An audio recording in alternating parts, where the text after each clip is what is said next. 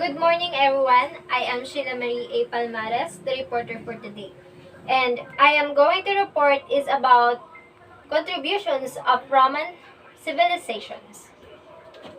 So there is no doubt that Asian civilizations made significant and important contributions in all fields of life for humankind. These contributions allowed humans to develop and function better in their daily lives.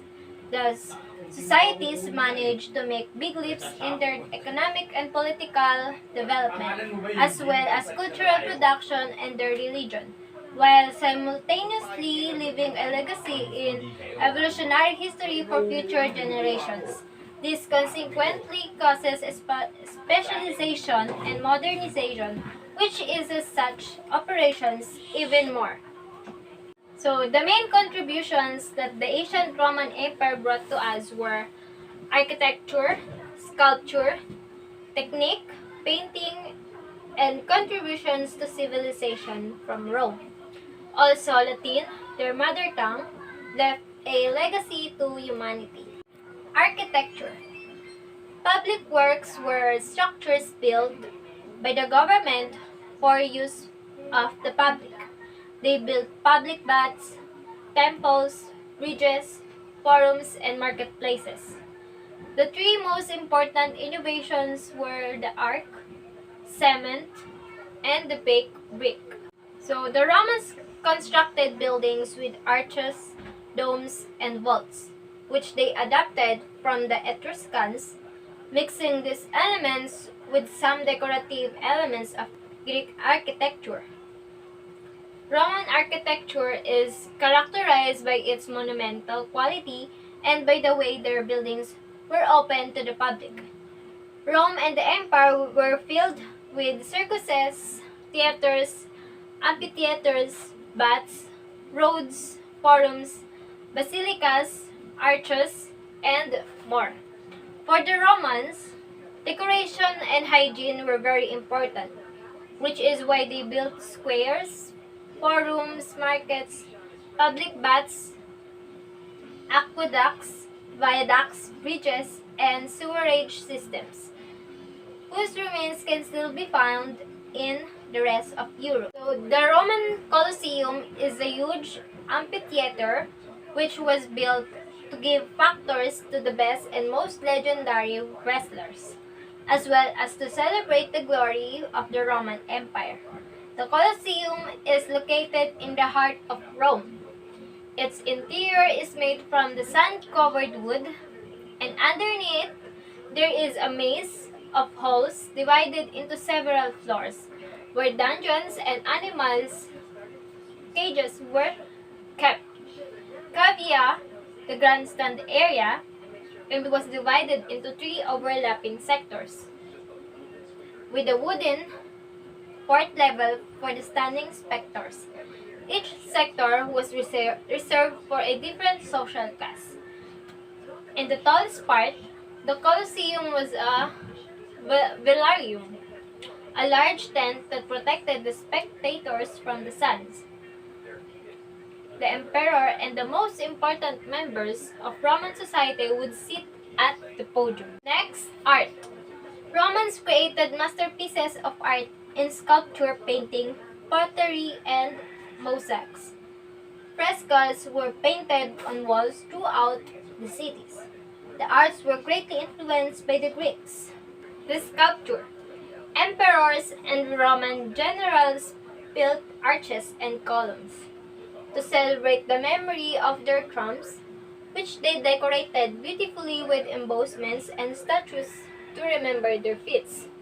During the Republic, the severity of the Etruscan tradition still prevailed in Roman sculpture.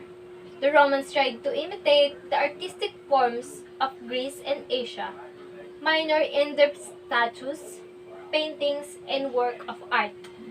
In painting, Roman painting is distinguishable by the frescoes that decorated the houses in Pompeii and some tombs. Their painting style isn't just a simple imitation of Greek painting. It has a uniqueness that is incomparable to any other style. Mosaic, or decoration with glazed bricks, originated from the East and was commonly used in Rome and throughout the whole empire. It was used to represent big and important scenes with a technique similar to that used in painting. The technology.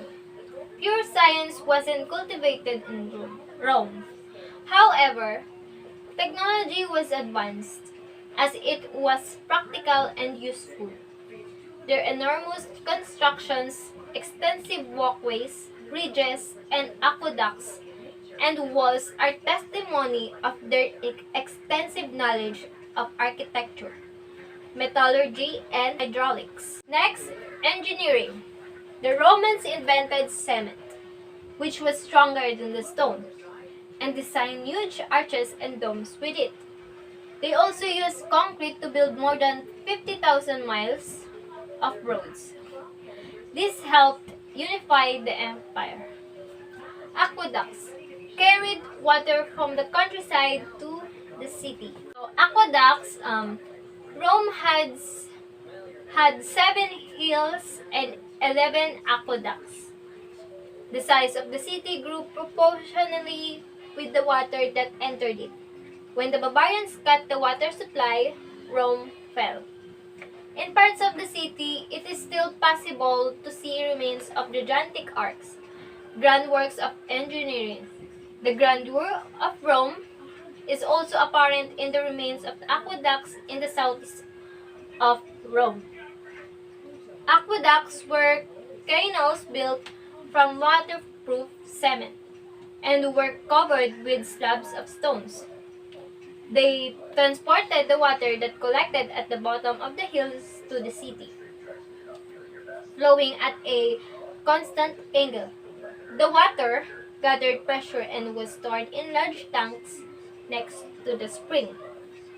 When the water reached the center of Rome, it was used to supply fountains and public buildings.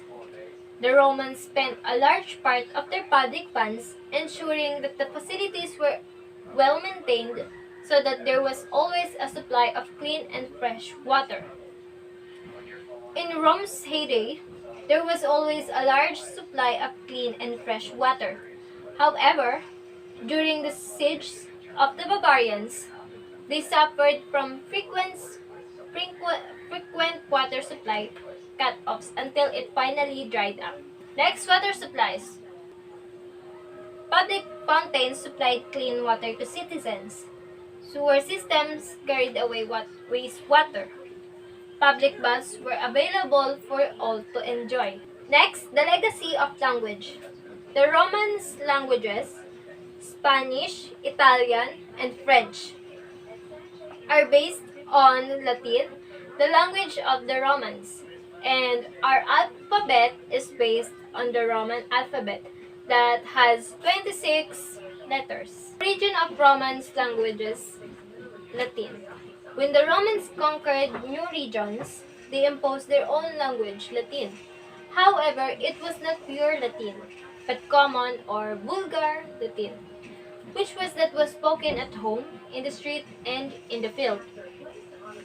Latin and Romance languages evolved from vulgar Latin that we know today as Portuguese, Catalan, Provencal, French, Sardinian, Italian, Romansh, Romanian, and Spanish or Castilian. All places where the Latin language was spoken were called Romania.